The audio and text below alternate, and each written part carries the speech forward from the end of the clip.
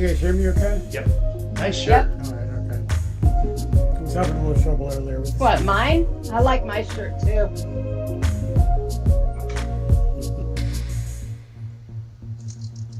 Is that an Inuit shirt? Yep. Mine is not. I think this is the dark gray one. The charcoal. Got long sleeve now.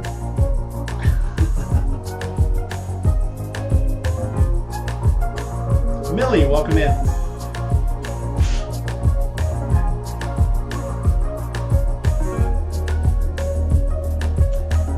Oh, the scene's gone.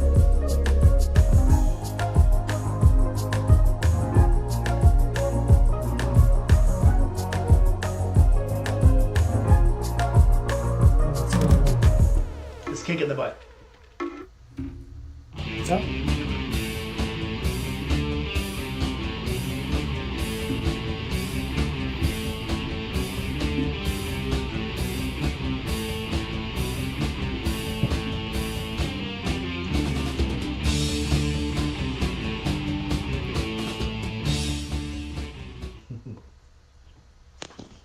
Well, good evening, everybody. This is a special edition of Rainy Nights with Friends. The Thanksgiving, what you're happy for edition. Tonight I have with me Steve from Indy Ridge and Gma Rides. Hey! Welcome in, everybody. What's going on, guys? How you doing? What a It's been a day. minute. Hey, Steve. Hey. Nice to see you, Steve. Yeah, you too. Yeah, it's been a long couple of months. You've been a busy, busy man. Tough couple of months. Yeah. How's it looking? We got something cool coming? It morphed. So it kept morphing. And I'm talking about the Blackbird Special Edition. And all of a sudden, so most people don't know, but there's a special edition of Boo coming out, and it's called the Blackbird, named after the Blackbird program. And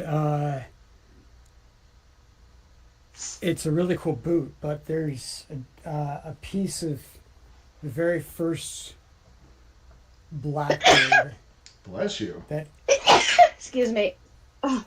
Sorry. This is Blackbird number 9 off the production line, and it's the first one Nice. that anyone can really hold in their hand or own, and have crystal clear provenance. So it's the very first one made that is, if you have it, and I think I have it all. There's a debris field inside of Edwards Air Force Base, but so it comes with that, and I've already sold a bunch, and they don't even know what it is yet. People are into aviation, and then my grandfather worked at Lockheed. That's the company that made these planes. And then I realized he documented a specific Lockheed assignment from 1954 to 1957 in 2 very large scrapbooks. But they also include a lot of other things, not just photos, but like his annual ration card, pamphlets from certain ceremonies, right?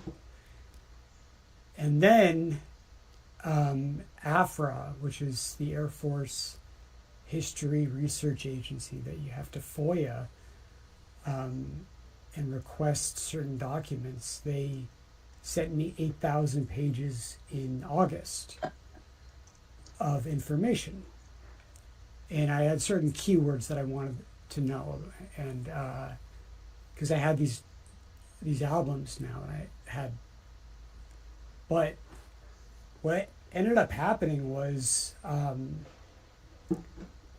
I kind of inadvertently discovered that the assignment was actually a cover-up at the time, so that, and this is going to sound like not a big deal to everybody else, but it's kind of a big deal to those in the aviation industry or Cold War historians and stuff like that. They needed a diversion to move their entire command and logistics from Korea during the Korean War. After the Korean War, they needed to move it as they were moving nuclear bombs onto this island in Okinawa, and this particular base called Kadena. They needed to move all communications down to this one base, and they did it through this one base that my grandfather was stationed at, or assigned to for Lockheed. But they were there to act as a cover, because after 52, when after the occupation of Japan ended, and we couldn't build bases anymore, they had to move it, but they couldn't do it through normal channels, so they had to appropriate money. And no historian has put this together, because there's like Cold War historians, and then there's people who are obsessed with the Blackbird program and the SR-71, but there's not crossover. And I like the AFRA pages, so the 8,000 pages of film, they document this entire move, and it's very linear. Because and then it corresponds with everything that my grandfather documented in these albums. So I have primary source document for the guy who was there on the ground. I have people who shouldn't have been there. And it lines up exactly with this entire comm logistics move from Korea down to Okinawa, where they were bringing nuclear arms to Okinawa in 54, but they needed comms and logistics to make it a hardened forward operating base in 57. Coincidentally, that's when everybody from Lockheed left. It was June of 1957. And I know that because they threw a big sayonara party for all departing Lockheed and Air Force personnel. And I have the pamphlet. It's from 1957. Oh, that's cool. And so, yeah, but they actually, on the reels, they describe the actual, the day they implement the move, which is July 1st, 1957, and then the minute they switch all communications from Japan, from the air base in Japan, down to Okinawa, which is 1 minute after midnight on September 1st. So now, either unbeknownst to the Japanese government, or probably very, very known to the Japanese government, they were able to move the entire theater logistics command post-Korea, from Korea down to this base where the Blackbirds, where these guys would eventually fly to. So it kept unfolding, and no one's ever told this story because nobody knew where to look. So there's like you can get a lot of books about the SR-71, the Blackbird program, and all that. There's a million books out there, and there's a ton of books about the Cold War, but no one's put them together. And it's and it really began with the National Security Act, when the CIA was created. So that's what's been occupying nearly all my time. That's cool. It sounds fascinating. You have taken a deep dive. Yeah, it became too deep because it kept developing. First I just had his discharge papers that you helped me decode, that showed he probably worked on the actual SR-71s when he returned to Lockheed in 57. I found the official roster of people who were on the SR-71 program. Hi, everybody. And a lot of people who were at the base are in the photos. and are officially on the roster of people who worked on the Blackbird. So there's pictures of these people in like a very small cadre of people that were deployed by Lockheed at the time. And so he's documenting these people who are then go back to the States and start working on the Blackbird. So it's like, it's this very strange, like, and I was given this debris by an Indy Ridge insider in 2022 because he was stationed at Edwards. And you have to know where the crash site is. You have to take a dune buggy out there. It's not easy. And he had the debris. He gave it to me. And then all of a sudden, 3 years later, I'm able to, like, oh shit, this whole story now just turned into something where the boot is awesome. Yeah, the piece that you get is awesome. But this is a part of history that has never been connected, never been filled in by anyone. And so it's like, how do I not tell that story? But it's incredibly complicated. I'm trying to weave in all these different variables and then have it in like a consumable, user-friendly fashion. So that's what I spent most of my time on. Like the boots were done in May. You know, like it's just this story like just kept unfolding, and it was August of 2022, and I was sent 8,000 pages from the Air Force, and you know these are all pictures that are like they're pictures of documents, so they're barely legible. So I had to what's called OCR them, where you basically drag them into an OCR reader program, and they can detect words and translate it into text. And you have that text analyzed because it's a lot of military code that nobody would know what to do with, that I wouldn't be able to decipher on my own. So that's why you need large language models like OpenAI in their research program to then say, okay, this is what that text actually means. And it's kind of crazy how it all came together. And I basically used AI to figure out what would take a historian 30 years to do in about 8 months. Well, it's cool that the Air Force is helping you out. That was my fear. Yeah, I mean, well, they have to respond. So if you sent a Public information request?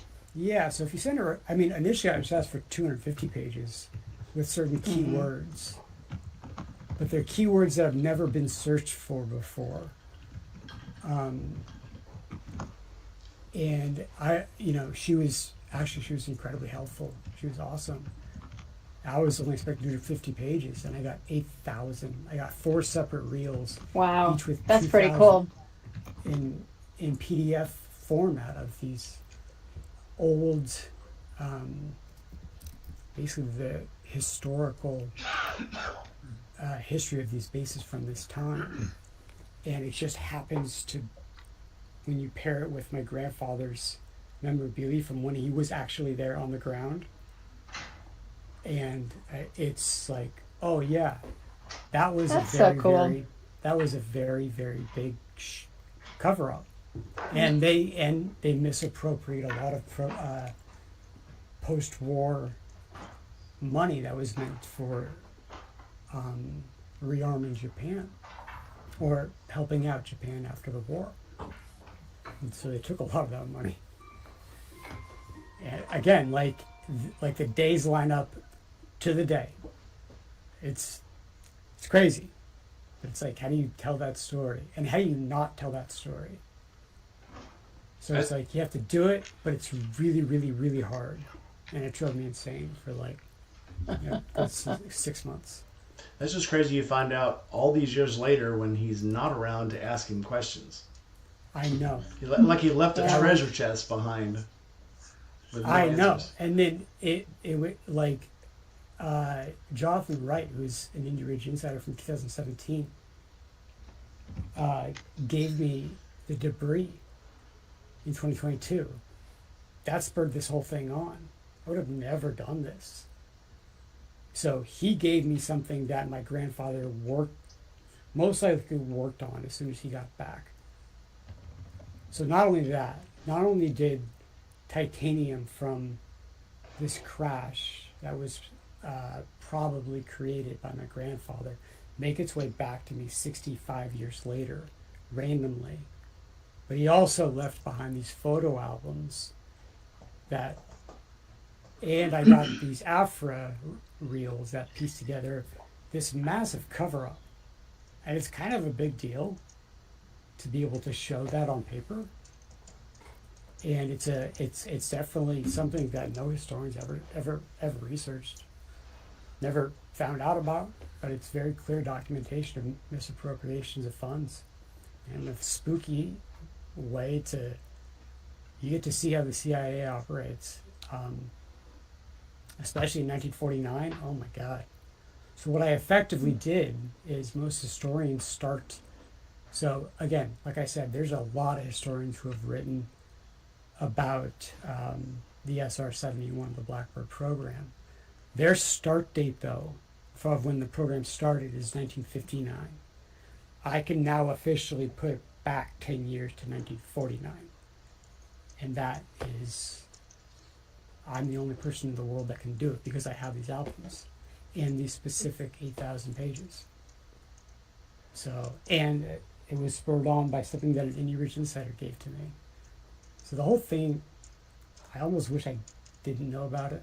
It made my life easier. For the last, Everybody needs a hobby. I mean, it's, well, I think the good news is I learned that the company can run without me, because I just basically just closed my door and worked on this thing for 6 months. That explains some things. Yeah. What did so how are I'm just messing with you, Steve. I'm just messing with you, dude. so how far are we from actually having a boot? Oh, again, they're done. But I have to, but like I can't just not include this history with the boot. So is it So- too soon to petition for hoodies? Too soon?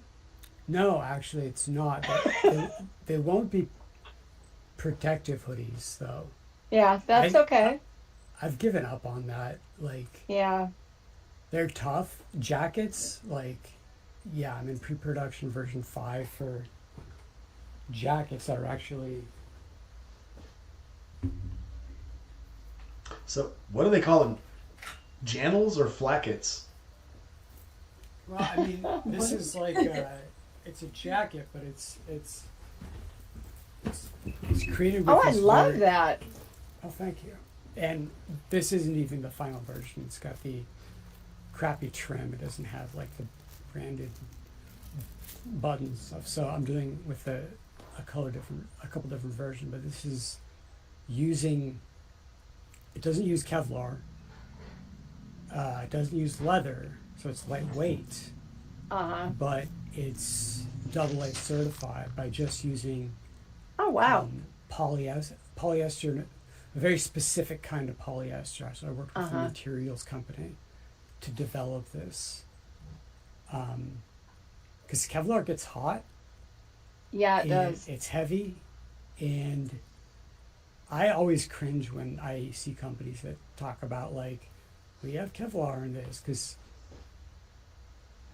almost, I guarantee you that company that's saying this has Kevlar, they don't know what the actual amount of Kevlar is in that blend, because 100% Kevlar is incredibly expensive. So it's either an 80-20 blend, 60-40, 50-50, probably 40-60. So it's just like, it's got some Kevlar, but it's mostly polyester. Not enough. I was it's curious about that because I've been wearing some pants and they talk about being aramid lined, which, Yeah, so it's the Yeah. same thing. It's just Kevlar Yeah. is the trade name right. under DuPont. So if you want to call it Kevlar, you need to purchase a license from Right. DuPont. So I need to look and see what the percentage of it is. So the companies themselves won't actually know. I guarantee they won't know Oh. because they're all manufacturing this stuff overseas Okay. anyway. They're just sourcing But- something. Yeah, and that's why I'm so particular about, Yeah. and I'm slow to put out product because I want to know everything about it. Yeah. And using Kevlar, I couldn't get good answers about Kevlar percentages and all that kind of stuff. So Well, people aren't going I to wear it if it's not comfortable either. that's the other thing. Like this is like I wear this, because I'm trying to keep it nice because I might have to take photographs of it later on. But I wear it because it's comfortable. I Yeah. wear my boots because they're warm, Yeah. even if I'm not riding. I wear my t-shirts every day because they're super comfortable. But and there is a AAA version. It's right there. It's a little heavier though, so the same thing that you need to race in MotoGP looks just like this. It's just a little heavier. That would be cool. Yeah, That's like a really and nice jacket, yeah. what's up? I know. Those look like nice jackets, just like it looks like it's nice and heavy enough material. Yeah, so That's there's a so nice. double A and there could be a triple A, but again, like the only gear that matters is the stuff you wear. And if you don't like it and you don't Yeah. wear it, it doesn't matter. That's the problem. Yeah. I want to So- compliment you though on your gloves, Steve, Oh, thank because you. you made me an actual heavier gloves wearer on this last trip. I never wear heavy gloves. I don't. But I had some of those golden gauntlets and I took them for some heavy yeah. gloves because, you have to have heavy gloves on a long trip. And so I started out with my usual isotoners because that's what I always wear because they're comfortable. And so I also had your black sport gloves with me. And matter of fact, I just put out a gear review on these. Oh, thank And you. Hopefully but it's good. it's amusing. It's a good review. I said I liked it, and I don't really like gloves. But yeah, they're nice. And I did notice that they're thin in the palms for heated grips. I don't know if that was deliberate or not. But, because, at 40 degrees, you don't get much benefit from heated grips anyway. Yeah. Yeah. But they're super comfortable, and I can even get my snacks out of my windshield bag with my heavier gloves on. And that's my acid test. Right. It's- And that took me 2 years to redesign those glove patterns. I love them.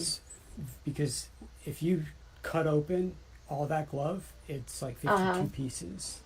I can believe it. But I didn't like the way I was constructing it before. I was using what's called a box stitch, so the seams are on the outside. But then you lose dexterity between your fingers. No, they're super comfortable. I mean, super Right. comfortable. So the goal was to have the comfort of a box stitch with the strength of an inner stitch and the dexterity of an inner stitch. The problem with inner stitch leather gloves is sometimes the seam is like right in the middle of your fingers. So Yeah. I'm like, I hate that. Yep. So it's got to be Yeah. really comfortable. That's what I you hate it can when Some of my old race gloves are like that. I hate it when the Like Yeah. from when I first started racing, they'd have the inner seams, and after a race, you just tear your hands up. So Yeah, Yeah. and it sucks. So I spent a lot of time redesigning those patterns, like actually sitting at my desk cutting out patterns, and then like this is the pattern. right. So I hate it when they make gloves and the seam is like right at the end of the fingertip. Ooh, yeah. oh god, Well, like Yeah. yeah. So like that was another. I've thing. got so many pairs of gloves in my garage that I wore once, and it's like, well, then you can't take them back. So, unless Except they're if Indy you, Ridge. except if you buy them from me, then I'll always take your Right. shit back. The Indy Ridges are the They only get really gloves that I bitchy if will you wear crash until them, they too. fall apart.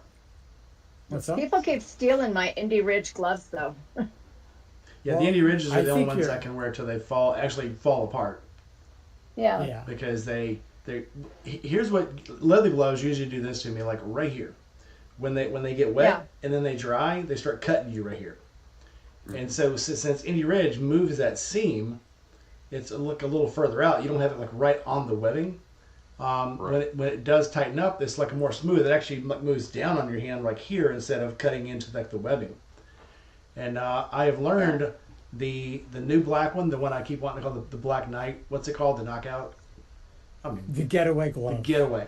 Those are Because the it most looks like comfortable you're about rings. to Oh, rob the a bank. fingerless things? No, no. Those Oh. are the weavers. No, the Getaways Oh. are the most comfortable when it rains.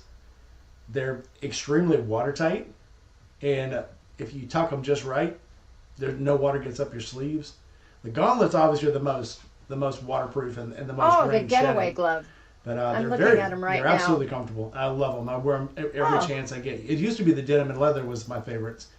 Now it's the Getaway glove. Yeah, I like those. But yeah, 10 out of 10. I Well, but like I was I'm sorry, go ahead. Oh, I was just looking. I bought the buckskin ones because my son keeps complaining he can't see my hand signals. So I was like, let me get the buckskin gloves. Maybe he'll see that instead of just the black gloves that I always wear. Some people just can't be pleased. Maybe he needs glasses. I mean, let's move on to the next level here. I mean, That's my Yeah. son. all right, Steve. So when But are yeah. the new flannel jackets going to be out? Because I've been waiting for one for a long time. Yeah, you and me both, brother. It's not like I don't want to put them out. It's just that they need to be right when it comes to production. So this is pre-production version 5. So it's tiny tweaks to the fit and the drape and how it all works. And it's kind of like unless they need to make a 6, because my chief product person who designed the jackets, like the fit and the drape of the jacket, she was like, no, they didn't follow my instructions. They need to follow my instructions. I'm like, okay. I think it fits pretty good, but whatever. And so I need a 6, then we need to do size grading and then approval, and then we'll go into production. So 10 years probably from now. Jesus, no. 8 to 10 years. That's worse than the 7-year T-shirt. I'm still wearing the hoodlum. I still break the hoodlum out, but you have to be it has to be a dedicated cold day to ride it, because you can't like open it up like you can a zip up What's the hoodie. hoodlum? The one you gave me, Oh, The hoodie. The Aramid yeah, hoodie. The one that, Yes, the one that I refuse to sell. I love it. I still love it, Yeah, I made like 300 of those, and I just refuse to sell them. and it hasn't shrank. It hasn't stretched out in the neck. And everyone else loved it. It was just like, What is Oh, it? yeah. A jacket? no, it's a it sweatshirt jacket? that has Kevlar on the inside. I just didn't like it Oh. enough. My brother So- just got a Kevlar hoodie and he loves it. He was so Oh, excited. really? Well, he told me about it like 4 times. It's like, Dusty already told me about this. He's like, did you see what my wife got me? Like yeah, he saw it like a few times. She told me. Like, Oh, Do you that's happen- sweet. Do you happen to know the brand? I don't actually know the brand. No. I could probably figure it out though. But yeah, I could probably ask him actually right now. Yeah, no, I don't know the brand, but it feels like a nice heavy hoodie, but it's like it doesn't feel. It's not like stiff, right? Like I don't really know. Yeah. Kevlar. I know Kevlar's not typically like stiff, but I've never actually tried anything. I probably Yeah. would have liked the Wings one better if I hadn't have already worn the Indy Ridge one, because it's just The like one that wasn't good enough for me to put out, yeah. yeah. But that one was actually 10 times better. The Wings one, you know, they're putting that one out and it's on the market. I would have been happy with it if I hadn't have already worn the hoodlum, because it was then I had something to compare it to. You know, it's like you were comparing Nikes to Reeboks, and all of a sudden one day you put on a pair of Hokas and it's like, whoa, I can never go back, because it's so different, so superior that you it's not even worth comparing, because you're like, I can never go back. The Fort 9 YouTube channel did he did like a crash test on all the different riding gear and materials like Kevlar and whatever, and of all of the materials that people use, well maybe not all of them, but like the 4 major ones, I don't remember what they all were, but leather was the only thing that actually stood up. Yeah, and so that was actually a really informative video, because it explained exactly why. I like his Um, videos. Oh Yeah. yeah, Well, that's like- great stuff. He's like from Mostly, Kamloops. yeah. He's from the town. I that know. Yeah. Yeah, he's from just up there by you, isn't he?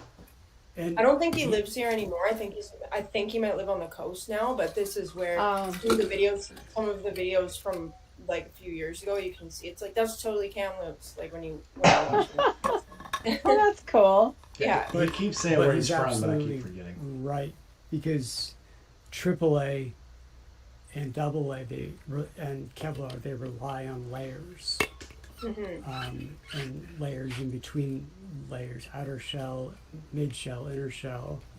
The problem with those is that they rub against each other. There's a warp and a weft, and there's, it's a knit, and so, when you fall, you don't fall straight in one direction or straight in the other direction. It's kind of all over the place. Yeah. And leather is the only thing where the actual fibers that hold everything together are just random. They're random. Yeah. Oh. Yeah. So it'll never beat any kind of synthetic. And also, the layers rub against each other, which creates a lot of heat. And that's why it's difficult to get a AAA pass, is because with non-leather, it's called the Darmstadt test. You have to slide at like 70 miles an hour for X number of yards and not develop any holes. But it's actually the heat that causes those holes. So, and it's the hardest one to pass. And we did pass it with this jacket. So it is a Really? triple. That's Yeah, impressive. yeah. Nice. Yeah. So, John, I got a Nice looking question for jacket. you. I got a question for John. Okay, shoot. John races. John wears actual like racing gear and leathers and onesies. What is your preference on a suit? What's the build? Well, I mean, we are actually required to be in leather. So, like, no synthetics are allowed. But I'll tell you, like, kangaroo leather it's like iron. And it's very lightweight. And it perfs well, so it'll breathe.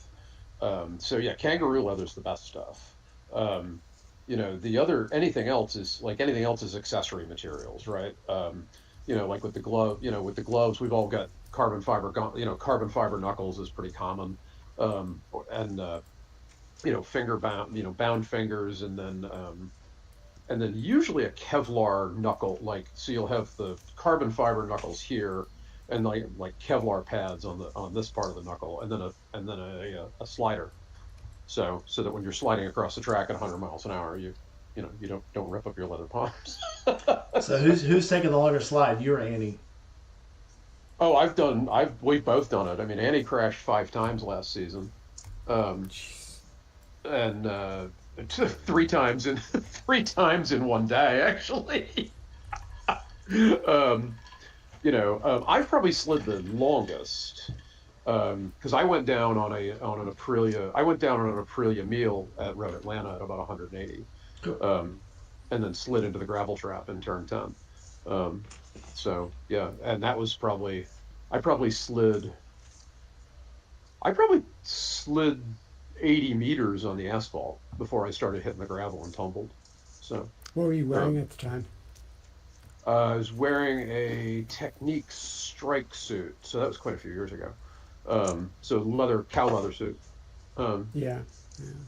So But you're absolutely the other- correct about kangaroo, is that it's got the highest strength to weight ratio. yeah, oh yeah. Well, all the better suits now are kangaroo. They're just really expensive, that's all. Yeah, they're super Yeah. expensive. The other thing that I've seen used, but I've not experienced, is in gloves they're using stingray leather in the Yeah. palms. I've I seen haven't. that too. I haven't crashed. I don't have a pair of gloves that have it, and I haven't crashed in a pair, so I can't tell you. I generally don't like to tell you how good gear is until I've fallen off a motorcycle on it, because we do, right? I mean, a typical season, I'm going to crash 2 or 3 times. So it's a good testing ground. But yeah, it's kangaroo leather. Like I said, stingray leather is becoming a thing on gloves because it's super thin. But I haven't crashed in it, so I can't tell you what it's like. Yeah. And then if you're, the second best would probably be buck. Like buck deer. Yeah. Okay. So Yeah. so Lee Parks makes buckskin or maybe deerskin. Yeah. So deerskin gloves. The problem is they need to wait and shoot the deer in America, Right. and so it's I bet like, those are a little pricey. yeah, they're like $250, and Oh, that's actually, honestly, for a race glove, that's pretty reasonable. it's not a, Because I was it's not a looking, race glove. It's actually just Yeah. like it's not like what you would wear. right. Because like a good race glove, a good race glove is, at the bottom end is $300. Um, the pair that I'm wearing a set of A stars that I like a lot that are, I think ran me $400. So Yeah. yeah, which is why I hate crashing. Um, because gloves are well, gear is expensive, but I seem to go through usually I seem to kill gloves crashing more than anything. Yeah. Well, those are the ones that you got your hands out. Right. Well, if you low side, you tend to do this, right? To kind of, you're trying to slow yourself down. It's just it's not a proper thing. It's just a thing. And then you hit the grass and you start tumbling, so you ball up. So Yeah. Thankfully, I've never crashed, but not on the road. I've crashed like little bikes into things, but thankfully, I've never like. Lucky you. I've crashed more times than I want to think about. Shoot. I've always been very religious Thank about God foot God all protection the and time. hand protection and head protection. oh, you have to be. The only thing Well, I the other really thing, ever I mean, hurt badly is my ribs Mhm. and my knees and my shoulder. Things that are I don't want to are talk about what I've heard. pretty badly. easy to recover. We've talked about this before. If you crush your foot, or you crush your fingers, or you crush your head, you're just kind of screwed because those are things that don't mend very well. No. I just saw the So guy. as you say that, and I busted a collarbone in 23. I got halfway through the 24 race season and discovered it hadn't healed, and I had to have it put back together this past February. Nice. So I've been out. I've actually been off the track I was off the track this season completely. So Annie's been pulling all the weight. Yeah, Annie's pulling all the way. She's actually, yeah, she was thrilled because she actually got the opportunity to race the big bike because I wasn't racing. I did get to see her. Me and G-Ma were both at Barber.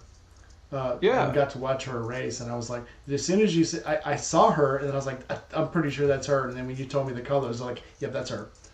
And Yep. I was trying to Yeah. get over to the pit with you guys. I was like, I just don't want to walk over there and kind of barge in because. It Oh, looked like dude, don't ever worry about that for a wear event. Like, come to the paddock, come hang out. Like, That's in the all best thing to seriousness. do is go hang out in the pits. I wanted yeah. to. Well, But there was well, just you so much should've, going man. on. There was just so much I mean, going well- on, man. I mean, it was. Yeah. It was. I mean, the GNFs. I mean, because that was the GNFs, so that's the nationals. That's the end of the year, and so there's a lot of racers. But like any one of us, you don't even have to know somebody. You just kind of walk into the paddock and start asking questions. And unless they're busy doing something, if they're busy doing something, they'll tell you to fuck off. Pardon me, but that's what they'll do. And then otherwise you're fine. So. But no, in all seriousness, like if you come back out to a wearer event, guys, just like come find me. We're going to be at, I think we're going to be at 10 race weekends this year. We're going to try to add Nelson Ledges to the series for us in September. But yeah, we'll be at Tally, Roebling, Road Atlanta, Barber, Nelson Ledges. We didn't get a CMP date this year, which bums me out. But yeah, so we'll be all over the Southeast, and then, like I said, we'll do Nelson Ledges in September, I think. Yeah, anything that's within 4 or 5 hours of Memphis, I'll go to, because I just love. Dude, I like the feeling in your chest when you're the two overpasses when you're at Barber when they're passing under you. It's just so cool, and Barber's especially when they awesome. got the bigger That's- ones. can I tell you? Well, it's funny because I've ridden that thing on everything I've ridden it on a Grom, and I've ridden it on everything in between up to a 1000. And I just love that damn racetrack. It's a cool track. It's really cool. It's crazy technical. You know, and I mean, it's got everything. I mean, you go into you go into turn two, and you're down on you got your knee on the ground so long in turn two. I actually had like icicles coming off the bottoms of my pucks where the pucks melted. Um, I mean, it's so cool. And of course, Charlotte's Web, the hardcore left-hander, and just, going up over the hump in the museum corner. It's just, I love that racetrack. It's one a of my cool favorite track, places to race. even for the observers. I mean, for the people that are watching, the track itself is Oh, yeah. amazing. Because they got. The facility is Yeah. gorgeous, and the museum, oh my God, right? Yeah. I wasted a lot of time in there. You did not waste a minute. I worked, No I worked moment up at an the Harvard appetite Museum there, is wasted. dude. And we Yeah, still, you and there do. was still things we didn't really see per se. There was, as we were leaving, it was like I just noticed there was more stuff to look at, and we didn't even go Oh, on the yeah. bottom trail. I mean, they wouldn't let us in the bottom because they were having a special event, so we didn't even get on the Right. bottom floor. But it Oh was so wow, much okay, fun. God. Yeah, that place is cool as hell. I can go in there and I can go in there and spend the day and be like, okay, well, I still need to come back tomorrow. Well, the cool thing about Barber is if you come back in a year, 80% of the bikes will probably be the same. 20% will be either new bikes or bikes they had down getting repaired, because they Right. had Right. on the section where they had all the MotoGP and the Superbike area for the track part. They had probably 10 bikes missing. So and they'll be back. And next that actually is a new exhibit for them. That just came in, I think, last year. So, because they wanted to celebrate that kind of, a little more of the racing. Very cool. Red, how you doing? Me? Hey, yeah. Oh, I'm good. The one non-American. Happy Thanksgiving. I know I'm jealous that you all get to have like turkey dinners and stuff like that tomorrow. Like, I had somebody. You Got know, room have a under my turkey table dinner. for you, Red. Come on Yeah. down. yeah, You're I was always gonna welcome. Say, if I was closer to Well, I was the gonna say- border, I would be. I was gonna say right now, I'm probably the closest to you. I'm at my parents' house in Maine. So Oh yeah. I don't think so. I'm closer to she's it. on the other side. Yeah, I think she's over in Gmon's BC. closer. Oh, she's the other side. You're Gmon's about- only like a 7 hour. You're about 6 miles from me. I checked yesterday. Oh wow, that's wild. Yeah. So Because she and I are going to meet up on our vintage Sportsters and go for a little cruise in Washington. Yeah. oh right on, fun. Yeah. What fun. In the Yeah. spring. Yeah. Yep. No, Yeah. In the spring. I've just been doing, I don't know, mourning the end of the riding season up here in Canada. Like I could still be riding, but it is actually snow. Like we had snow on the ground yesterday when I woke Well, up. Mm.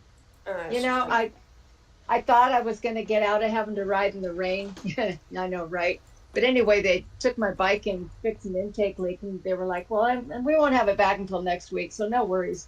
So I'm like knee deep in getting ready to do this and finishing up some chores around the house. And I get this call, and they're like, you can pick up your bike in 10 minutes. I'm like, oh, great, but fuck. So You're already it's drunk by then. I mean, it's like, well, they're 5 minutes down the road. And I'm like, so I'm grabbing my gear. And it's like I was in such a hurry to go get my bike. I didn't put any socks on. ride It it was a cold barefoot. fucking ride home. oh man. John, we're And then I slowly. get home, and I'm like, because there's cars and they're parked side by side, and so you have to do the mirror dance. Yeah. But yeah. So my garage is full again. Doll. I'm happy. Who's all I'm going happy. to Forgotten Angels in March? Probably. I will not be going to that one. For You won't. Are you trying to go, Red? Are you I trying am to go, trying Angel? to go. Yeah, I'm trying to go. I gotta. Well, keep me posted. Yeah, I will. I got to it's just I've not been making that much money recently because it's been hard to find a job up here. Our economy's so Yeah. poor, and Yeah. I have to make a new resume and go and try and find something that I haven't done for a while.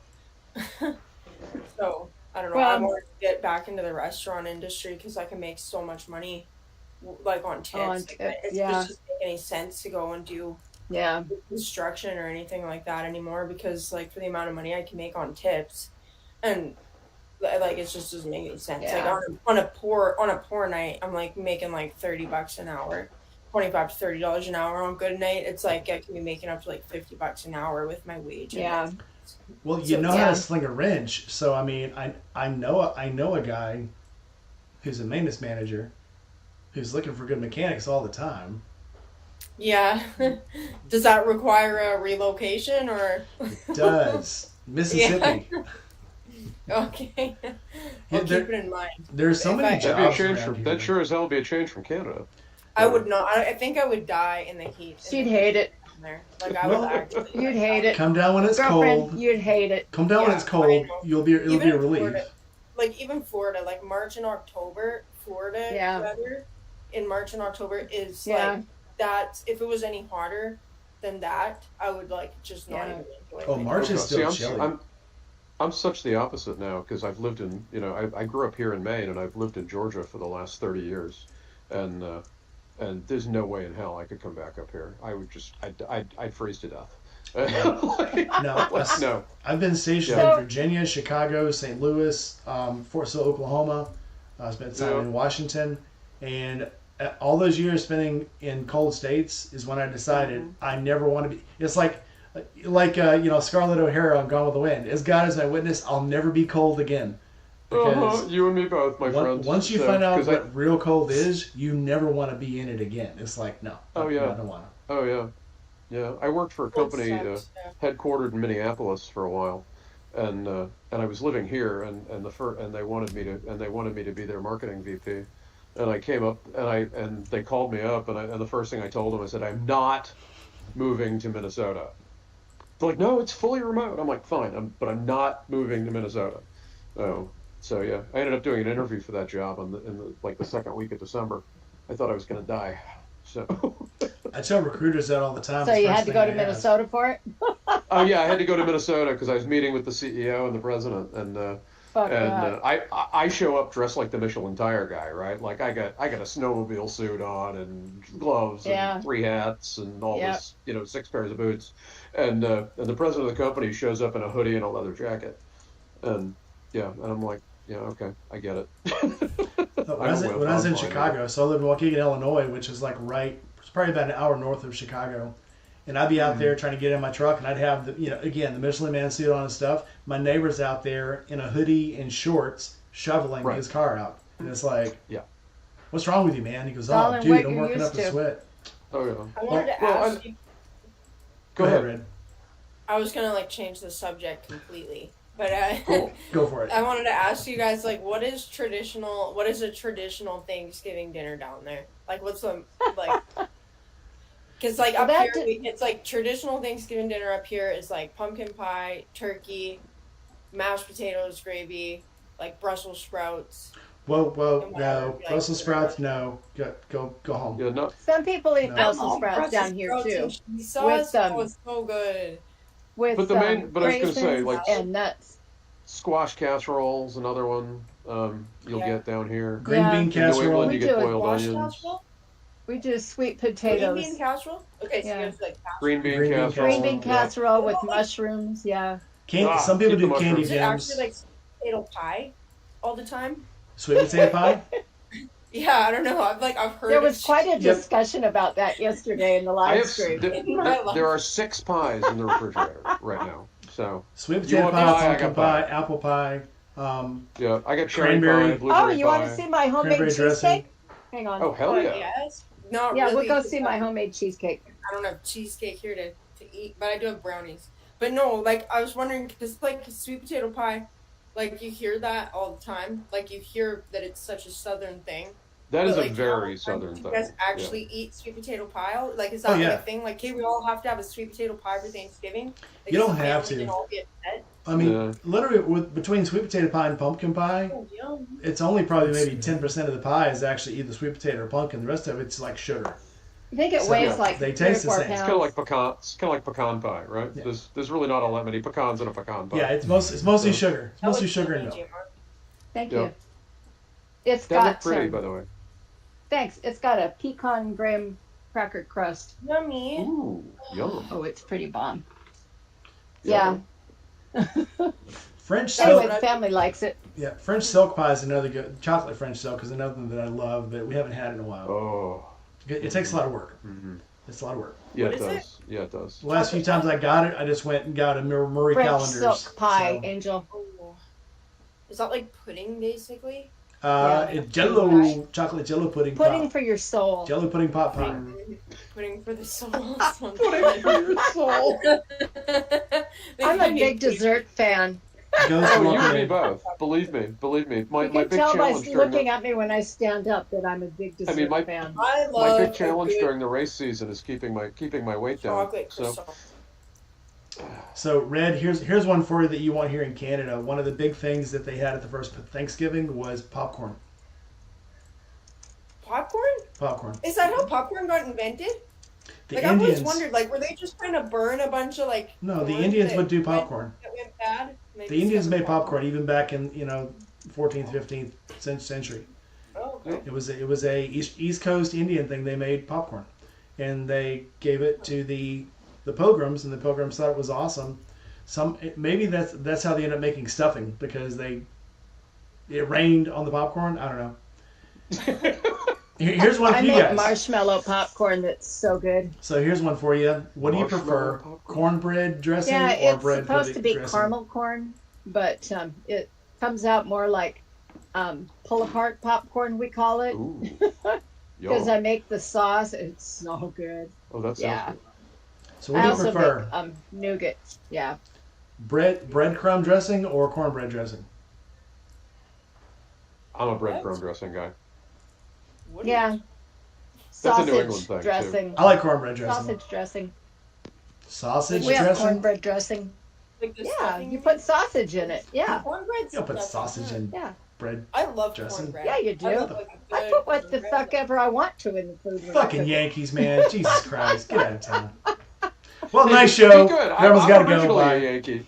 Cut us some slack over here. No, I Not a do chick. like a chicken stuffing dressing.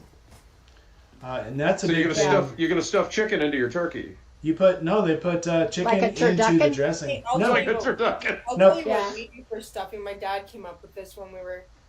Oh yeah, let's hear it. When we were kids or whatever, when he was like single dad raising us. 'Cause my dad, like, I don't know, bachelor style stuff, I guess. I don't know, but Mm-hmm. it's like he he doesn't like stuffing, like the soggy bread or whatever thing. So Yeah. he started stuffing our turkeys he would like mix up like hamburger meat with like onions and garlic and stuff like that and stuff that. Ooh. You'd stuff the turkey with meatloaf. Hamburger meat, yeah. And it makes the turkey so juicy. Like it doesn't Oh my dry out God. at all. It's Oh, like Oh that sounds no, because it's got amazing. all that beef It juice in actually there. really good. That'd be Like, so it- fucking good. That is First, that's you I want now yeah I'm Yeah. gonna stuff my turkey with meatloaf. I know. Now I want to try that. Thanks, It's Angel. so good. Yeah. I've actually got a spare turkey. I can try that. Yeah, we've got a couple of them floating around. I wonder if I could snag one. But it's Cram better it full of meatloaf. It's better So, if John, you you're take- currently in Maine. Oh, I'm I'm sorry, currently in Maine, Angel. yeah. I didn't mean to cut you off. No, I'm What- currently it's in better Maine. if- It's better if you take the after the turkey's done, take the hamburger meat out of the turkey and then fry it up in like a frying pan or whatever, just to, if you want to make it like extra kind of crispy. Oh, So, yeah. Right? It's like the So crunchy good. bits in the corner of your meatloaf. Yeah. Right? Oh yeah.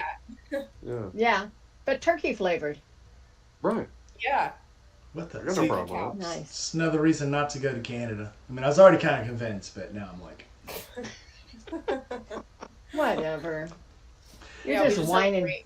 we just have great mountains and I do. Yeah. beautiful wine country. You can like She is. these kind She is right in one of the most perfect to ride mountain ranges in the States. hmm Yeah, It's not in it's the beautiful States. riding up there. Yeah. Well, There's you good know, riding I'm all gonna over give the you. I'm gonna. place. I was gonna say I'm gonna give the Southern Appalachians here. I've been you know, there.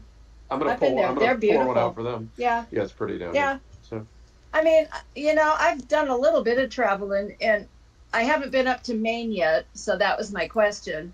I Well, want to come know on. when is the best time to visit. Well, it's June, gonna have July, to be and on the road August. Not trip. winter. Yeah. Okay.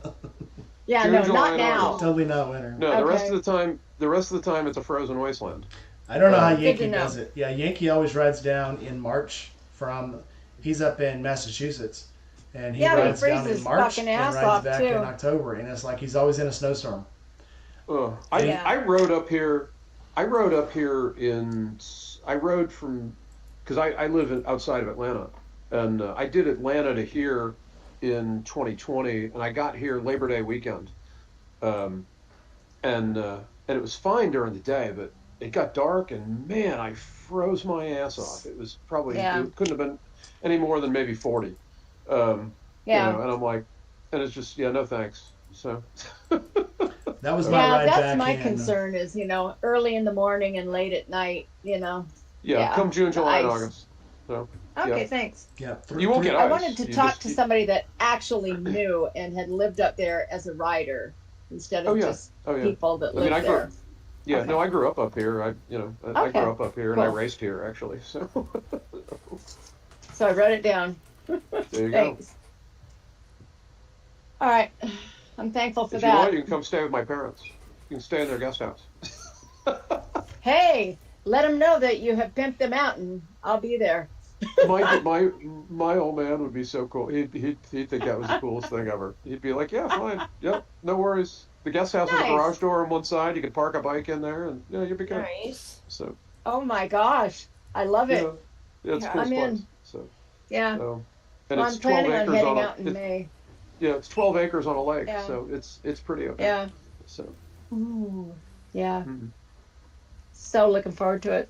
All right, let's start the Cool. thank yous. Let's start with Red. What are you thankful for I mean- that motorcycles has brought into your life? My number one thing that I'm thankful for that motorcycles has brought into my life would definitely be the connections that I've made with the people that I know and people that are in my life because I ride a motorcycle who I wouldn't have met otherwise. That's the number one thing that I'm thankful for. Because there's so many people in my life, like my best friend and my best friends, and just like all of you guys. Like there's so many people in my life who I would have never met if I didn't ride a motorcycle. So aside from like just the joy and like the freedom and just like the enjoyment I get from riding, the like I would say community is definitely my number one thing that's changed my life. It's actually like changed made my life different. Right. Like I can't imagine what my life would be like without that and the different types of people I would have ended up interacting with and stuff like that. So that's definitely like my biggest thing. Right on. Mm-hmm. Steve, I got a question for you. This is like an off the wall kind of question. Would you think 5 years later, after just starting a little company making buffs, that motorcycles would have become 10 this years. big a part of your life? No, that was never the goal. It was an experiment. 10 years, almost.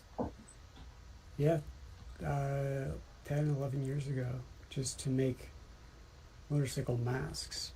It was just going to be like a side job. And Now here you are killing it. well, killing something.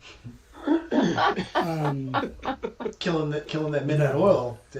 Yeah, that's for sure. But no, that's what I always say. Like, I accidentally created a motorcycle company, and people are like, I almost have like not imposter syndrome, but it's like, wait, you guys like my shit, and it's.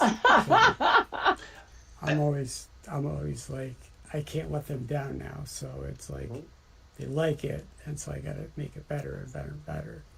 Hey, I was eyeballing a pair of the vented street boots in there, and I'm like, oh, dude, I'd wear those. And I don't. They're I really always wear a nice. race boot. They're I nice wear a race boots. boot on the street mostly, and but Yeah. I'd rock a pair of those. I wear them everywhere. Yeah, we're super low in stock on like everything right now. We stock. Yeah, I up noticed twice you don't know this my year. size, but that's okay. But we're getting new stock of stuff over the next couple of months before the season. I wear them on the bike. I wear them to work. I wear them out. And this is funny. So I work in a pharmaceutical plant where you have to have a closed-toe shoe with a slip-resistant sole. Right. Just so happens, Indy Ridge is probably the best, even better than work boots, even better than a waffle sole work boot. There's more slip-resistant than anything I've ever worn on the floor, which is why I wear them to work. Because Right on. I Yeah. work at a pharmaceutical company. There's a lot of petrolatum. There's a lot of creams. There's a lot of methyl salicylate, and all that stuff is really slick. And it's funny that I'll be walking in my motorcycle boots on the floor, and these guys are slipping all around in their Carhartts and in their Carolinas and their Red Wings. I walk like I'm walking on, sand. Right. So it's like, That's That- cool. That's kind of crazy, actually, because I just changed the composite of rubber to make it more slip resistant. It's going to be for version 7, won't be out for a few months, but this will be batch, 28, 29, sub batch 85. Each batch is like a giant batch of boots, but then I make upgrades in the sub batches. So, Cool. but updating the sole to be even more slip resistant. So that's good to hear. yeah, they're awesome boots. Yeah, I said 5 years because 5 years ago is the first time I bought a pair of Indy Ridge gloves, and I did a review on them on my channel, and some guy called me and said, "Hey, Yeah. you want to try some more?" Right. Because like that whole thing. So the Indy Ridge Insiders is originally just an email thread from some guys in Duluth, and they were and like they were telling me how long they could wear my gloves, but in like 32-degree weather. This is just when I just had full gauntlet stuff, and so it was just kind of like a big email thread, and then eventually I was like, I need riders in every state to try my stuff because I'm in California and it was 78 degrees today. Yep. Happy to help, Um, Steve. And so it's like I need other people to try it in other areas and let me know. Because it doesn't rain here, so we don't have a lot of the same problems that you guys have when it rains. That's a big thing. So, Yep. Let me tell you a Yeah, story. I'm really excited to get my boots. what's up? Oh, Gma's still holding her boots hostage. Oh yeah. They're here. I know we haven't had a chance to run into each other yet. Spring. Yeah. I need to win this lottery, and I can just go places, and I can just like shuttle them. I'm totally willing. There Yep. you go. hmm Yeah. Yeah, everything's so expensive to ship across the border now. Like our import fees and stuff like that from anywhere is just ridiculous. It's like so ridiculous, man. I kind of thought that I'd just say that they're my spare shoes. Well, You I know. mean, There you you can bring stuff, like you can bring stuff across Yeah. with you, but if you mail something over, it's so expensive. That's why I don't Right. want to do it. I thought I'd just, I'm only 6 hours from you. I'll just drive up or ride up or something Yeah. and take them. Yeah. Take them with. Can't you have it marked as a gift? And I it's don't know. I've duty never free? looked into it. Yeah, well, I mean, if you I mark sent her it a as a shirt. gift, I think maybe. I'm not sure Oh. if there shouldn't be. I don't know. On that. Yeah, I mailed her a Yeah. shirt, and it was like $2. Um, Yeah. I don't know. I can check into that. I think that's what we do for our Canadian friends is I don't know if we do that a lot now, because it's and we might bump down the price or something like that. We try to make it as painless for you guys as possible. Yeah. 'Cause I it mean, does- try getting parts for a Chinese race bike. So Well, the pharmaceutical stuff we have, a lot of stuff comes from China, a lot of stuff comes from Italy. We've got Yep. reheat pumps. We've got like hot water circulation pumps that come out of Britain. The pump itself, this hot water circulation pump is 230 volts. In Britain, it's only 157 sterling pounds. To get Right. it shipped to us is another 180 sterling pounds. Oh yeah, I So- was getting ready to buy a big bore kit for the Benelli off of Alibaba, $100, and it was $400 to ship it. And I was just like, well, so much for that idea. So somebody's brought them in now, so in bulk, so you can pick them up for like $200. Yeah. So because I'm in a big bore of the Benelli this year, so Nice. it's gonna be fun. Well, because it's I've got a the big bore class. kit, my Road King. Yeah, well, big bore is a relative term here because we're talking about a motorcycle only slightly larger than a Grom. And we're going to be bumping it from 135 to the class limit of 150. Oh, that's cool. Which means we'll go from like 12 ponies to 50. Top speed will go from, I've seen it indicated 75 on that bike, so it'll probably bring it up to 80, 85. So, but mini racing is a hoot. Like that's the gateway drug. It's like I said, it's the gateway drug because, like WERA, who's the sanctioning body for us, if you want to race a mini class bike, your licensing fee is $30, and your license test for the mini class is spending 20 minutes with an official to find out if you're not an asshole. And to tell you how seriously they take it, when my daughter went and did it when my daughter went and got her mini license for the first time, one of the officials who knows me really well looked at me and says, "Do you want to do it or do you want me to do it?" And I'm like, "What do you want? What are you talking about?" And he says, "You want to do her license test?" I'm like, "Sure." So I did her licensing school for mini class. So.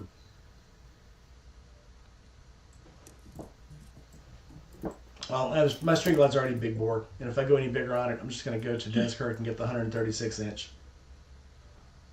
Yeah. Go large or go home.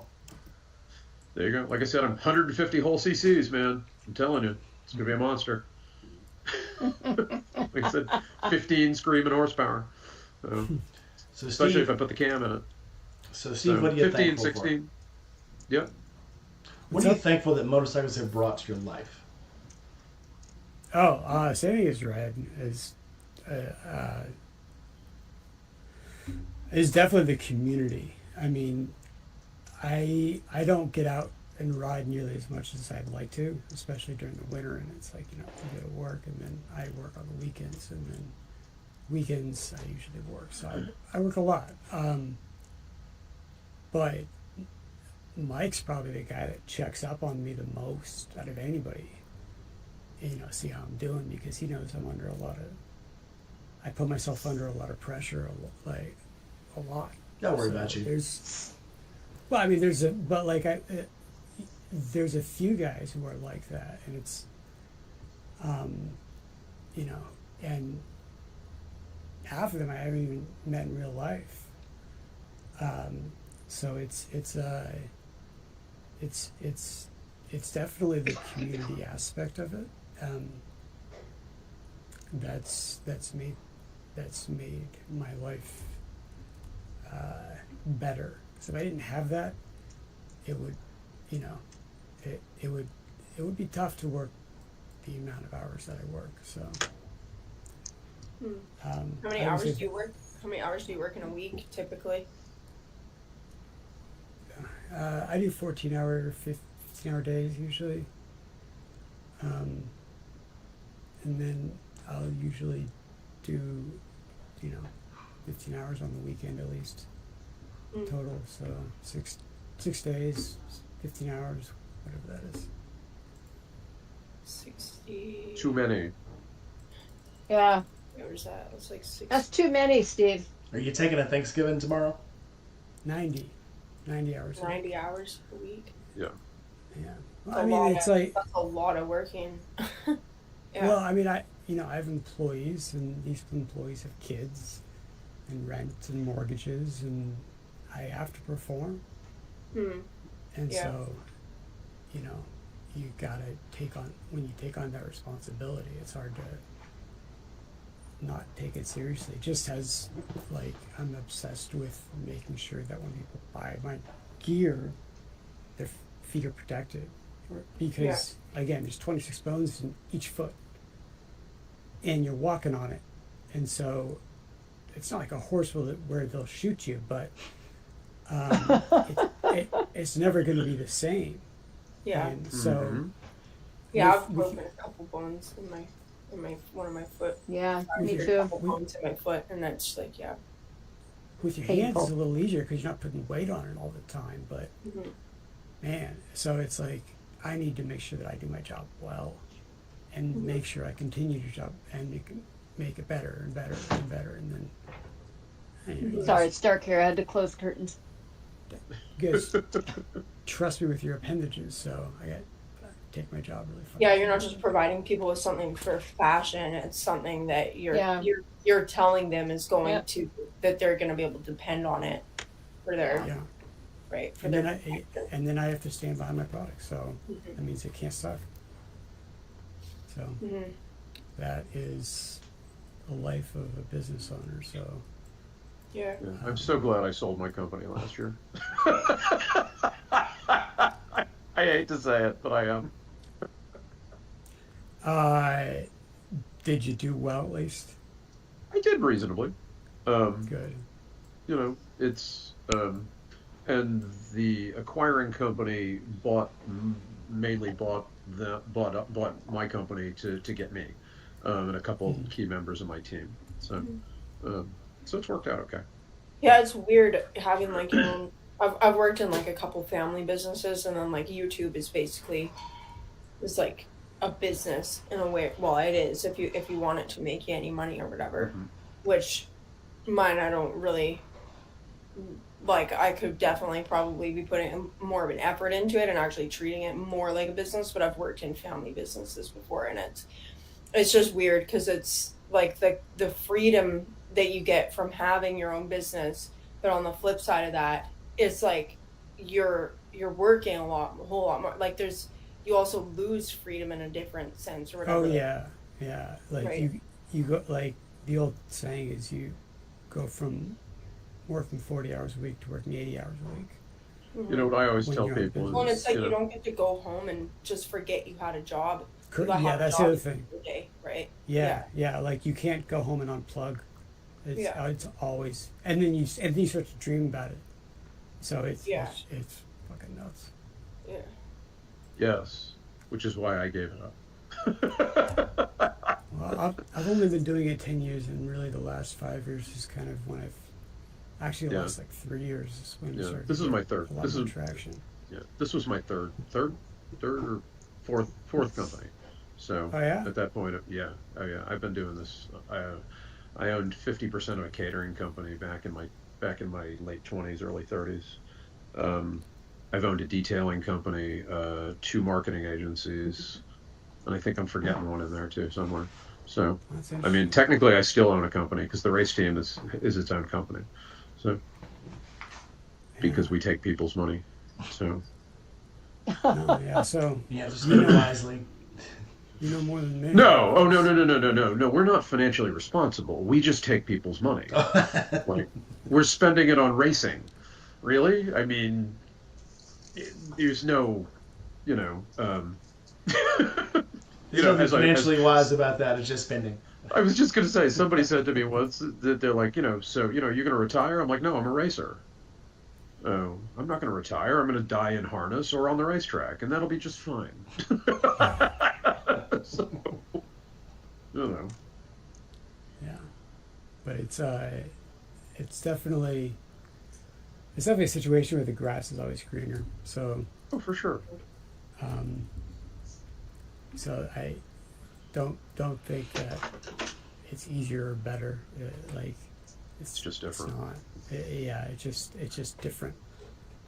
Right. You know, like I always used to tell my friends who had jobs when I owned my company, they'd be all excited. It's like, yeah, it's Friday, and I'm like, yeah, only 2 more work days left in the week.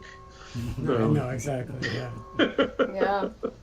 yeah, and then it starts again, and then I get pissed off when it's it's Sunday, no one else is working. I've got shit to do, and it's like, Mhm. guys, we need to get the work week back up again. So it's Yep.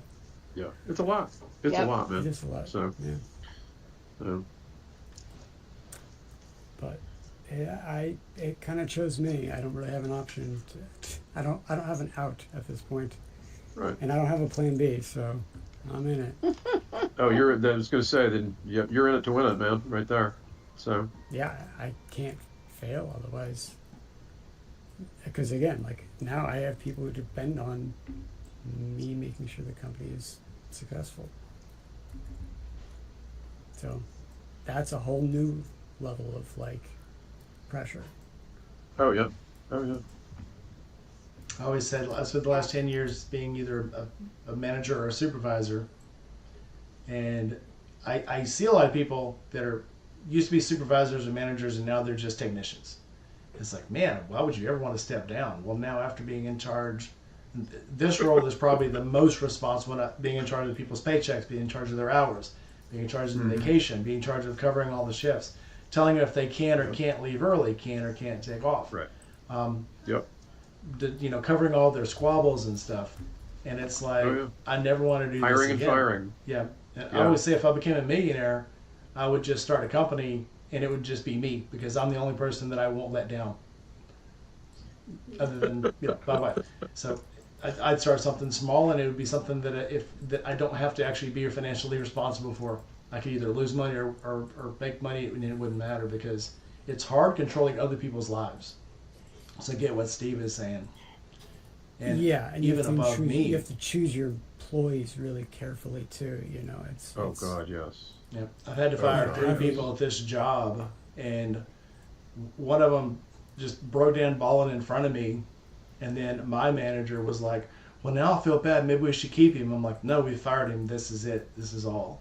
He goes, I feel bad because he cried, and I'm like, he shouldn't have came to work high. I mean, that's his thing. Sorry, we can't fix this now. And the other guy we had to fire because he was an absolute waste of human life and breath. And everybody told me, oh man, why did we fire him, man? Maybe we should have gave him a second chance. And the very next day he called everybody in the plant and cussed them out. And then the owner of the company's like, yeah, I'm glad we fired him. I was like, yeah, see, this is... Yeah, I don't make these decisions lightly. I would never have fired this guy if it was absolutely not necessary. Right. I mean, who does? Right. You like, and I've often said to people, I'm like, if you take firing somebody lightly, then you are a sadist and you don't belong in management. And I'm like, no. So. And your goal when you are hiring is to retain that employee, and then that employee to fix them if they're stay. fucked up. And thankfully I've had some really, really great people who've stayed with me for shit. I mean, Steph's been with me since the beginning. And then we just kind of grew, and no one's quit. So it's that's awesome. You're doing good. I'm proud of you. Thank you very much, man. You're welcome. Appreciate it. I'm trying. Absolutely. It's hard. I'm glad, and be glad you never had to. I've never taken firing someone lightly. When I worked at the brewery, I had a guy who we had a 10-point attendance policy.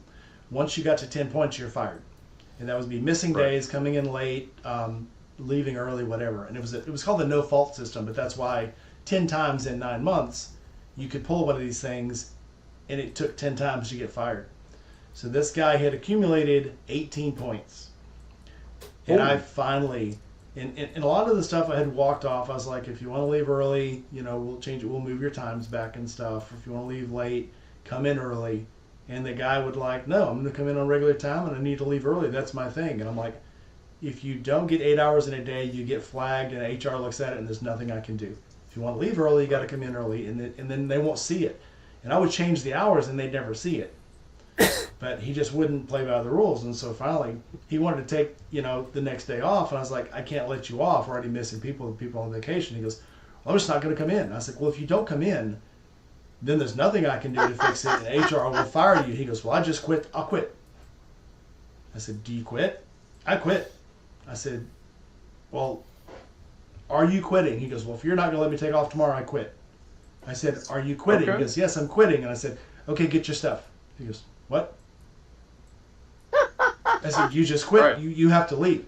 And this is that shift turnover. We're in front of 20 people, and they're all watching. And I'm like, you just backed me in a hole. You just quit in front of 20 people. Well, I don't want to quit. I mean, I'll come in tomorrow. And I'm like, no, you just told me in front of 20 people, you tried to put me over a barrel and leverage against me. Now I have to fire you. Because I don't want any of these other people trying to get away with, well, I'll quit if you don't do this on me, and then me backing off on it. Yeah. Now I have to fire you. Then you're... And it was, again, it was not hard. The dude was a great worker. He was just a bad employee, if you get what I'm saying. He had a tough relationship morale. with time. Yeah, when he worked, he was great. When he decided not to work, he didn't work. So it was like, it was hard, but I still had to fire him. And he just couldn't believe that I did that. Hopefully, Oh, yeah. though, That's I've taught him a lesson. The next time he goes to a job, maybe he'll take the actual job more seriously. I think I did the guy a favor. Probably. Yeah. Something that I've always told people is that they should never be, or that I've always said is nobody should ever be surprised that they got fired. I had to fire somebody one time because Yeah. they had 3 work-related incidents. Right. And I told her, I said, you're going to get killed on the job, and I don't want it to be here. And Right. hopefully the next place No, you that makes go total sense. will be more safe than here. She ran over herself with a powered industrial pallet jack. Wait, Well- she ran over herself. Yes. So these battery operated power jacks, they have, if you let them go, the handle sticks up and the brakes come on. It still takes it a while to slow down. She would be pulling a 3,000-pound tote of meat, pulling behind her and just let the handle go and expect it to stop, and she'd stop walking. So she ran over herself one day because literally, I mean, it's a brake. What do brakes do? They wear out. Right. And then she wanted to say, well, it was the machine's fault. It was like, no, you Right. literally did what you never do. Never take your eyes off the thing that you're Idiot. moving. Yeah, Right. that's one of the first rules of forklifts. And then another time Yeah. she reached up into a machine, the machine closed on her arm. Well, luckily it had torque sensors in it, and when it couldn't clamp down all the way, because the next thing it was going to do, it was a pocket cutter in a meat plant. So this thing closes, and then 2 big knives, they're basically pieces of 1/4-inch sheet metal, drop on a Right. chain and start spinning and cut these pockets of meat out. Well, luckily it didn't close all the way, and it torqued itself out and it stopped. Otherwise, it would have cut her arm off. And then the Ugh. next time she pinned herself between the wall and another Christ. pallet jack, and that's what got her fired. She never I'm like- heard of lockout on like when you're working with industrial machinery. And Oh no, stuff? it would get this plastic stuck in there, and instead of stopping the machine and taking the guards off that had magnetic pickups on them, she'd reach up underneath it and try to pull out these plastic pieces, and it clamped on her arm. But again, I said, you're gonna die. You're gonna die on the job, and I don't want it to be here. Yeah. Right. And hopefully your next job will be in an office somewhere where you can't. The worst thing you can do is Yeah. stab yourself in the eye with a paperclip. Because Yep. this place will kill you. Well, I'm probably gonna duck out of here, and, like, go eat some dinner and. go to Yeah. bed early. Are you gonna have a Thanksgiving dinner tomorrow? You gonna play like you're an American? We can send you food. No, We'll pack No, you I some don't nice think plates and we'll ship them to you. It'd be awesome. you can show them to me. Pay a tariff. No, I'm not gonna. I'm not gonna have Thanksgiving dinner tomorrow. I'll probably do like a short live stream just to say Happy Thanksgiving to my people on YouTube, and I'll just do like a 20-minute, half an hour live stream probably in the morning sometime, and then yeah. But no, I'll just be eating whatever's in my fridge. I go I into was town wondering about that. as little as I go into town as little as I need to now. It's like living like half an hour drive out of town. Is like now it's like I have to plan. I have to plan my That's trips and funny. stuff like that. Like so I don't go. So I'll probably just be at home tomorrow and making a video, doing my live stream, We'll be Yeah. thinking about you as we fill up with not food. eating. Yeah, wishing that I was eating a turkey dinner with all the fake scenes, but There you go. Come visit. We'll make a turkey. I love turkey. Come visit. I love turkey. I love mashed potatoes. I love gravy, and I love green bean casserole. Come on down. We'll make you a Thanksgiving dinner, no matter what time of year it is. oh, that sounds so good. Yeah, I'll have to wait for Christmas at this point for my turkey and stuff. But yeah, no, we always go all out with our family dinners, and it's nice because well, I usually get like a couple turkey dinners at every holiday, so it's pretty good. So, Awesome. but yeah, I definitely could eat a whole pot of mashed potatoes and gravy. I love mashed potatoes. Come on in. I'll make Yeah. it. Thanks for coming in. It's always nice Okay, to see have a you. good night, guys. Have a good one. Yeah, See you around. happy Thanksgiving, everybody. Happy Thanksgiving. See ya. Happy Happy Thanksgiving. Thanksgiving, Later. Angel. Take care. All right. We'll see if John can come up with something different. John, what are you thankful for that motorcycles have brought to your life? Honestly, my entire lifestyle. I mean, I've been riding motorcycles since 1985. I've been racing since 1989. But probably out of that whole thing is the chance to do this with my daughter. right, is like, and I got Annie into riding bikes when she was 5. Now she's 22 and she's racing with me and has been riding with me for the last 17 years.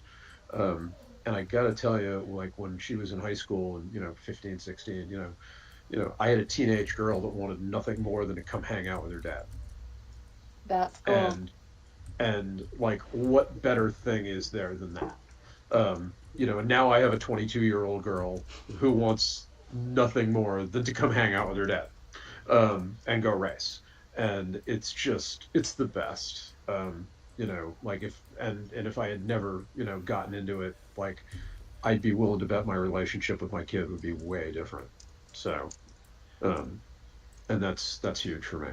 So, especially as a single dad. No, I bet. I wish my kids would have got into motorcycling. And they all passed on it because I guess I made it look too scary, disappearing for a week at a time on the road. But Well, it's funny because Annie, we were at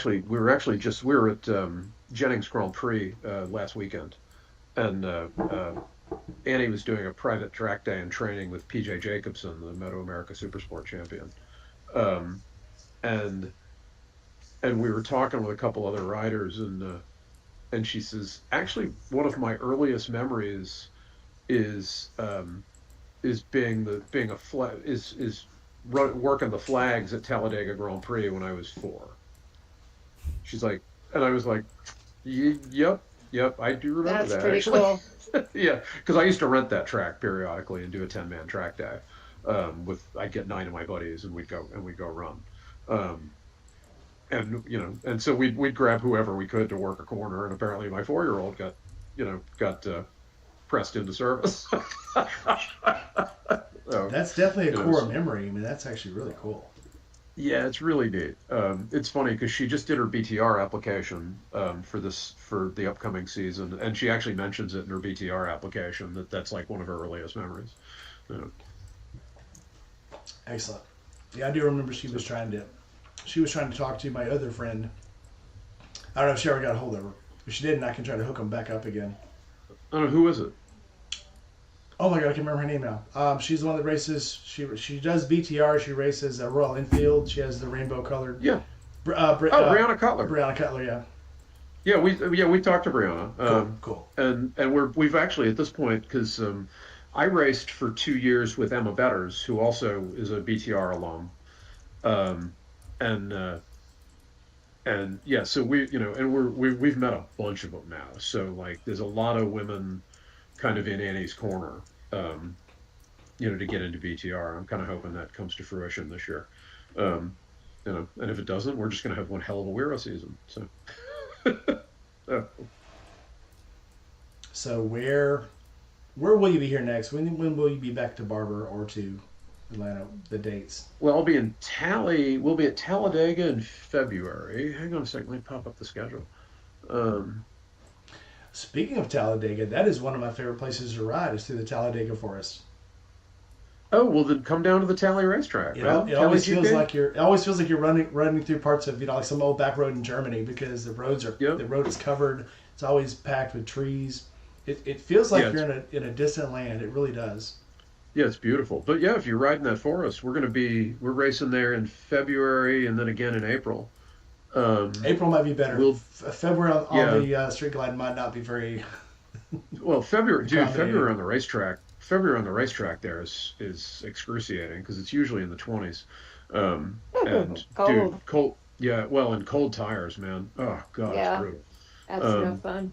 But no, we'll be at Road Atlanta weekend of the 15th of May, and then Barber at the end of June. So yeah, end of June Barber, absolutely, I'll be there. Yeah, if you look at our website, the Itty Bitty Racing website, our schedule's there, so you'll see where we are. And I get to go to Buc-ee's again. Absolutely. I avoid Buc-ee's like the plague, but that's just me. Buc-ee's. I'm a massive introvert. Yeah, well, I'm a massive introvert, and so there's too many people. The Buc-ee's, and I always say this: if you're on a motorcycle, especially when it's cold, the Buc-ee's bathrooms are primo because there's at least 6 Yeah. hangers inside the stalls. You can take off Yeah. all your clothes, warm up, Yeah. cool off if it's too hot, just hang everything up because the stalls are like little rooms. Oh yeah, no, huge. they're. I mean, it's it's the best shitter on the planet. Yeah. But Yeah. it's just I just can't deal with the crowds. So We went the both Some nights of we our were there. brethren don't like it. The truckers don't like it, and I don't know what it is, but dude, I love the food there. I love the variety. I Well, love the the truckers don't like it because they're not allowed in there. Yeah, So but for a reason because Yeah. it's a travel stop. It's not a truck stop. right, it's not a truck stop. So I think what they're pissed off is that there aren't too many truck stops that don't allow cars. So Yeah. it's like I can go to a Flying J or a Love's or anything like that. And nobody's going to stop me. But they can't go to Buc-ee's. So, but anyway. There are some that All are right, more John. like TA is usually more wired towards truckers. If you ever go in, Right, it's, right. it's very much more Yeah. towards truckers. Absolutely. So, all right, I got to bust out too, but this was fun. Fine. Do it Thanks again for coming in, sometime. John. Nice chatting with anytime. you, Yeah. John. Nice chatting with y'all. You or Annie, Where's either. your parents? I'll be looking them up. You got it. I'll let them know. So. Okay. All right, bye-bye. All right, Gma. First part of June, buddy. What? Gma, last verse, same as the first. I know you put it in the comments, but what are you thankful for that motorcycling has brought to your life? Well, For your very motorcycling colorful has- life. motorcycling's pretty much always been in my life since that colorful first memory that I have of crashing into a tree and planting my face on it. But I, like everybody else, I'm grateful for the relationships it's brought me.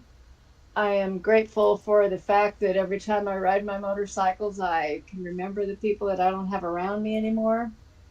And those are good memories. And I'm looking forward to making many more because I'm not near done yet. Absolutely. That's it. That's all. So if I look at my life and I take out everything that's associated with motorcycling, me and my stepbrother wouldn't be as close. I obviously wouldn't have the friends I have now, but even like familial ties and things that you talk to people about and the stuff that I did in the Navy, if you took motorcycles out of Yeah. there, it'd be a very boring life. Life would be boring without two wheels, that's Yeah. for sure. I wouldn't have probably half the friends I have now. I would say I wouldn't have 75% because when you start motorcycling and you meet people, especially in gas stations, and GMI, you know this. If you Oh, pull fuck into a yeah. gas station, there's always somebody that wants to talk to you. There's always, Yep. and sometimes they're dumb. Sometimes they just say dumb shit. But there's always somebody that wants to talk to you. Somebody wants to look at But you. you Somebody know, wants to ask a Even question. if they're saying dumb shit, it's fun. It's still fun because there's always the two. Well, they say there's two, but there's three. There's the guy who Yeah. comes up and says, "Oh, you'll kill yourself on that. I had a friend that died," or you have the guy Yeah. that says, I used to have a motorcycle. Let's talk about it." My wife made me sell it. And then and then there's the guy that's like, "What's it like?" Yeah. And that's probably the hardest one to answer, but it's the funnest one to answer. Because you're talking to somebody, you're about to bring someone into the brotherhood. You're about to bring them into the fold. And your answer Yep. could either turn them off forever or bring them in. Yeah. And it's Yep. a very perilously balanced little sword edge there. But I always like to tell people, it's the best thing that you'll ever do, and it's the only thing you can do by yourself that you'll enjoy more than anything. Everything else eventually gets boring doing it by yourself. Motorcycling, it don't matter if you have 5 or 6 people with you or if you're by yourself, you're always going to enjoy it. Yeah. At least for me. So, and that's why I'm here where I am now. I'll tell them at the gas station. That's why I'm here where I am now, because I'm doing something that otherwise I would have never done. Right now, I'd be home watching reruns of Walking Dead, and instead I'm doing this. Pretty much. Yep. Yeah, I can't imagine having to go back to work for somebody else, even as much as I work. It's Yeah. I wouldn't trade it for sure. But you have a purpose too. I think that's pretty cool. Well, but it's like I don't have to be here for 90 hours Right. a week. Like, And so I was thinking about this. It's like there's nothing keeping me here, and so I must like it enough to do it. Because if I didn't like it, I just wouldn't do it. And so there's got to be a reason why I keep doing it week after week after week, and day after day. I mean, it might take a toll on other parts of my life, but like I like doing it. Otherwise, I wouldn't do it. So that's Right. It Yeah. gives you fulfillment, gives me something. and it's something you're good at. Yeah. I mean, Yeah. Yeah, no, it's been an interesting couple of years, that's for sure. So, Yeah. did you go to Forgotten Angels in October? No. Didn't go. we went to Barber. Yep. Do you know if did other people go? It was very shallowly attended. I mean, if you look at the videos, there's a lot of people there, but Are we still live? we are. We can talk Oh. about this. But there were a lot of people that didn't go for various reasons. But I don't know. I'm trying to open myself up to other things now. So there's just so much more to go to Forgotten Angels for me. I literally, with 2 weeks of vacation a year, have to burn almost all 2 weeks just to go to those two events Yeah. because it's so far down there. It's you're there for 3 or 4 days and then you got to drive back. So it's like it's a lot of vacation to burn, and it's too far away. Once a year probably would be okay, but I probably won't be doing the twice a year anymore. And March is the hardest time to get to because it's cold. Because you never know on a motorcycle, and I would never drive down if I could possibly ride. But March is the hardest time to ride down because it's just too cold. The weather's going to change in a minute, so. I have a friend who runs a trucking business, and he offered to take my bike over there for me. I'm like, I don't know, man. I'm not sure that I could let it go like that. Well, I mean, you at least have a good excuse. It's not like you're only like 10 hours away and like, oh, that's 10 hours. You've got a good 40 hours of just riding to get there. Well, yeah, but I don't hate riding, so that's fortunate. But it would save But- some time. I mean, The time of year makes it problematic, because I was kind of put this last time with trying to dodge weather systems. It was just I-40 with a couple of little side dips and I-5 with a couple of little side dips. So it wasn't really a lot of, God, let me go see this, because, I don't have to worry about that rain cloud over there. Or, oh, fuck, let me reroute from that thing I wanted to do, because although I don't mind riding in the rain, I'm not going to deliberately go do it. Especially when it's something I can come back and see again at a time when it's not raining. But yeah, so I don't know. But yeah, I don't mind any of those things. It's a lot of wear and tear to go across the middle of the states when I've already done that. And there's not really, I don't know. I do want to go back to Forgotten Angels because I do like to see my friends. yep. That's the friends that's most of the reason I want to go. Yeah, but there's a lot of different considerations. I want to do different things too. I want to go over there and go to Bike Week. I want to go down there and go to what's that Carney thing down there that they do? Gibtown Bike Fest. Yeah, I want to go to Gibtown Bike Fest, and I want to go do some of those things. And I hate flying. I don't hate flying, but with my dental implants, when I go up to altitude, it causes like this horrible neuralgia in my face. So it's painful. So I try not to do that. So riding, I don't know. Ghost has invited me to the Texas Bike Fest down in Galveston next year, which is the first week of November. So I do have to be smarter about. I want to see other stuff besides Florida. I've seen a lot of Florida. I want to see more Right. Florida, but Yeah. there's just so much to Right. see. This world is so huge, and I still haven't rode out to California yet. So I've got a lot of vacation to plan. Yeah. in a lot of places to see that I have it. It's not quite. I can't say it's quite a bucket list, but there's just things I haven't done, and I've done a lot. Yeah. But it's just once you, it's almost like an addiction. Once you start doing more, you want to do even more. And then there's Yeah. things, and then you start, and then you know. I think that YouTube has probably done a great service to motorcycling because it lets you see things you didn't know existed, Right. and then you want to do And those it's- things. It's not even necessarily from other motorcyclists, although it's nice to get their opinion when they're from that particular area. I follow this guy called Through My Lens, and it's him and his pops, and they go places and they see things and they document it. They were just kind of based in the U.S., but now they're stretching out to overseas. And check them out if you get a chance. It's called Through My Lens. They're great. Their videos are well thought out. He always looks at, he's been down the Mother Road like so many times. It's like when I was hunting all those little places I went to, a lot of them were things that I found in his videos. And so, like, if I know he's been somewhere, which he's been everywhere, I'll go dig through his old videos and see what I want to go see. But, yeah, I don't know. There's so many more things, though, but like asking about the Northeast states, yeah, I'm heading out in May and I'm heading up that way.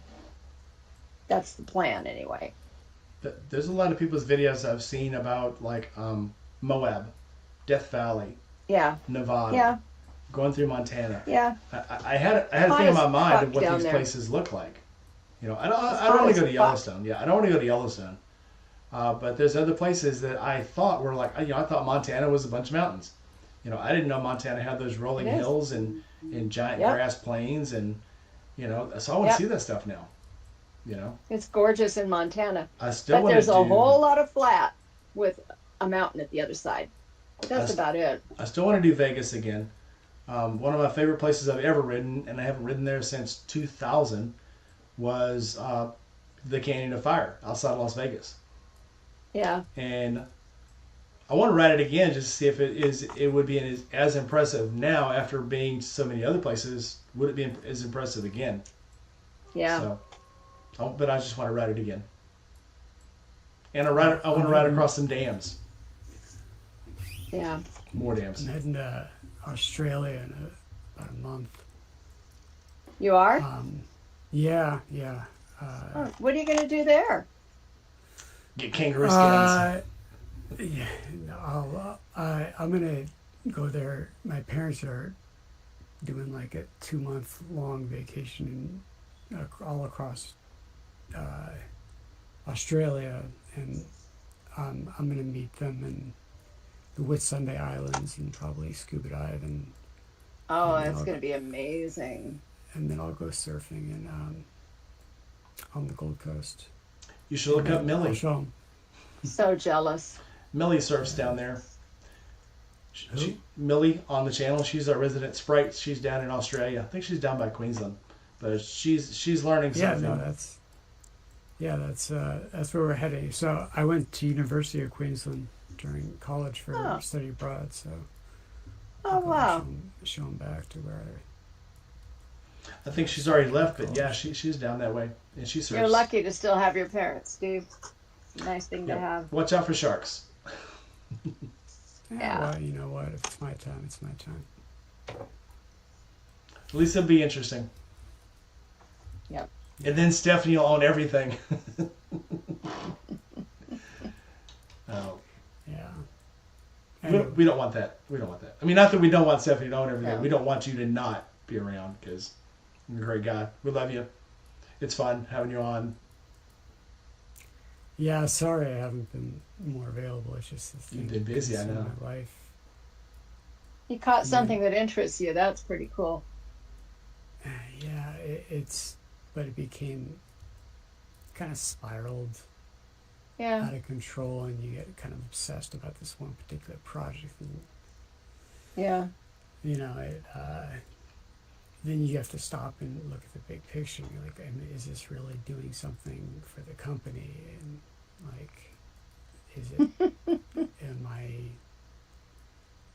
or is this like just me just obsessing over something like I do typically, which I do. So you know, I have to. I had to make that decision this week that I wasn't going to put it out in Q4 because that was my goal. But I was like, I need to. I'm going to lose my mind if I keep doing this. So I need to work on some other stuff for a little while, and then. Dana says get a camera. Make sure you YouTube your trip to Australia. Yep. Yeah. But yeah, no, it's it should be an interesting time. And So now when are you going? 27th Of this month? December. Okay. Tomorrow. Oh, okay. Tomorrow.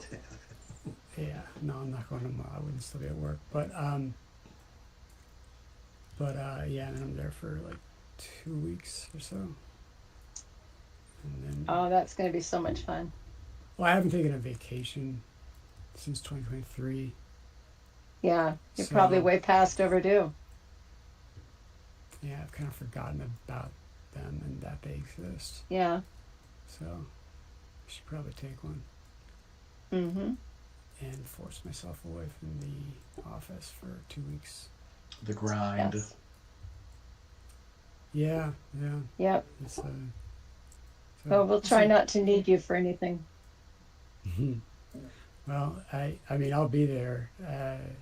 So, but if you call the company, you know, Yeah. staff for Natalie will be here, and Okay. Well, I have something I have to get into the mail to you, so Oh, you do? I need your street address.